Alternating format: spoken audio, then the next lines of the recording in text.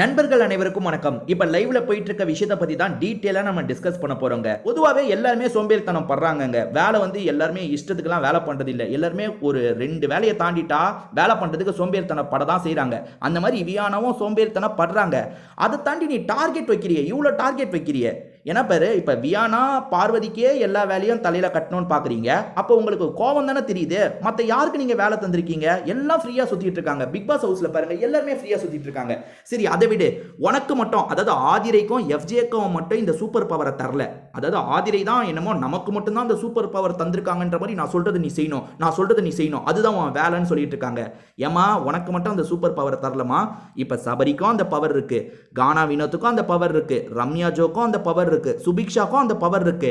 அவங்க வியானாக்கு சொல்லணும்னு இல்ல, மற்றவங்களுக்கு அவங்க சொல்லலாம்ல, அவங்க டார்ச்சர் பண்ணலாம். அந்த பவரை வச்சு நம்ம ஏதாவது பண்ணிடணும்னு பண்ணல.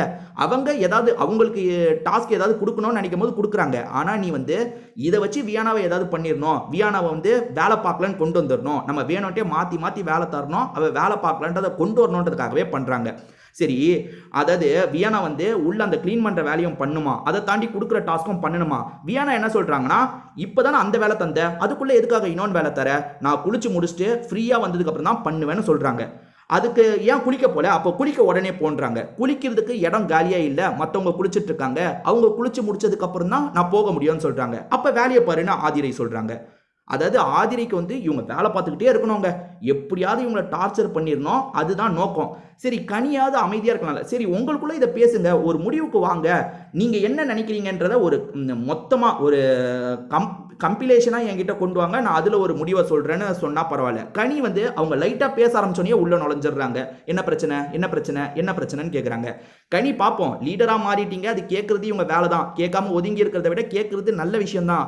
ஆனா இதுக்கப்புறம் வர நாட்கள்ல கனி எல்லா இடத்துலயும் அப்படி நடந்துக்கிறாங்களான்றதை பார்க்கணும். ஏன்னா எஃப்ஜே விஷயத்துல கனி வந்து ஒன் சைடடா தான் நடந்துப்பாங்க. நீங்க வேணா பாருங்க, எஃப்ஜே விஷயமோ ஆதிரை விஷயமோ வரும்போது கனி கண்டிப்பா ஒன் சைடடா தான் நடந்துப்பாங்க, சீக்கிரமே எக்ஸ்போஸ் ஆவாங்க.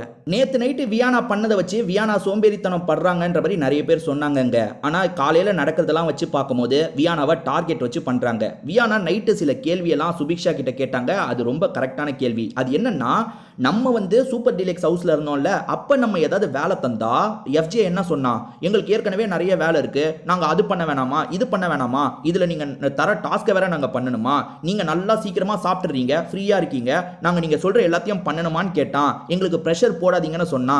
இதை தாண்டி கனி அக்கா சூப்பர் டீலக்ஸ் ஹவுஸை சேர்ந்தவங்களும் ரொம்ப பண்றாங்க, அவங்களுக்கு நம்ம சில விஷயங்களை புரிய வைக்கணும்ன்றதுக்காக உப்பெல்லாம் போட்டாங்க.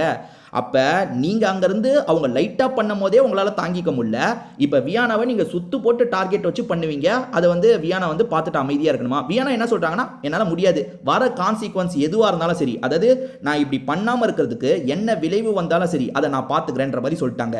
அப்படி சொன்னதுக்கு அப்புறமா அது விடணும்ல, நாங்க விட மாட்டோம் டார்கெட் வச்சுட்டு இருக்காங்க. அதே மாதிரி வியானா இப்ப ஆதிரை கிட்டயும் கனி கிட்டயும் தானே பஞ்சாயத்து பேசிட்டு இருக்காங்க. நடுவுல இந்த எஃப்ஜே இருக்கான்ல, நடிக்காத வியானா, நடிக்காத வியானா அப்படின்ற மாதிரி சொல்லிட்டு இருக்கான். வியானா செருப்பால் அடிச்ச மாதிரி ஒரு பதில் சொன்னாங்க. அது என்ன தெரியுமா? உன் அளவுக்குலாம் நடிக்க முடியாதுப்பா சாமின்ற மாதிரி சொல்லிட்டாங்க. டே, நீலாம் எந்த ஒரு இதுல பேசிட்டு இருக்க? இந்த எஃப்ஜேவை பார்க்கும் போது தாங்க எனக்கு கோவம் வருது. இந்த எஃப்ஜே ஆதிரை மூஞ்செல்லாம் பார்க்கும்போது கடுப்பாகுதுங்க. அதாவது அவங்க பேசுறதுல ஏதாவது லாஜிக் இருந்தா கூட பரவாயில்ல, உங்களை ஜெயிலுக்கு அனுப்பிட்டாங்க நாமினேட் பண்ணி, அது உண்மையான காரணம் தான். ஏன்னா நீ வந்து எங்க சூப்பர் டீலக்ஸ் ஹவுஸ்க்கு விளையாண்ட, பிக் பாஸ் ஹவுஸுக்கு தான் விளையாண்ட. பிக் பாஸ் ஹவுஸுக்கு டின்னர் கன்ஃபார்ம் ஆகி ஜெயிச்சிட்டாங்கன்னு டின்னர் கன்ஃபார்ம் ஆச்சு. அதுக்கு அந்த டீம் கூட சேர்ந்து நீ சர்க்கிளில் சுத்துறதுக்கு போற. அப்ப நீ பிக் பாஸ் ஹவுஸ் டீம் ஆள் மாதிரி தானே விளையாண்ட. அதை சொல்லி நாமினேட் பண்ணாங்க, நீ ஜெயிலுக்கு போன. என்ன வியானா போட்ட ஒரு ஓட்டுனால நீ ஜெயிலுக்கு போனியா? எல்லாரும் ஓட்டு போட்டாங்க, அதனால ஜெயிலுக்கு போன. அதுக்கு போட்டு வியானாவை இவ்வளோ டார்ச்சர் பண்ணிட்டு இருக்காங்க. நீங்க லைவ்ல ஃபுல் வீடியோவை ஆர்டரா பார்த்தீங்கன்னா தெரியுங்க, வியானாவை வேணும்ட்டே டார்கெட் பண்றாங்க. ஏன் வேற உனக்கு டாஸ்கை நல்லா பண்ணணும்னா வேற யாருக்காவது கொடுத்து பண்ணி, ஏன் வியானாக்கே திரும்ப திரும்ப டாஸ்கை கொடுத்துட்டு இருக்க? அப்ப என்ன நோக்கம்? அதுதாங்க தெரியுது. இதை பத்தி நீங்க என்ன நினைக்கிறீங்க அப்படின்றத விலாவரியா கமெண்ட் செக்ஷன்ல சொல்லுங்க.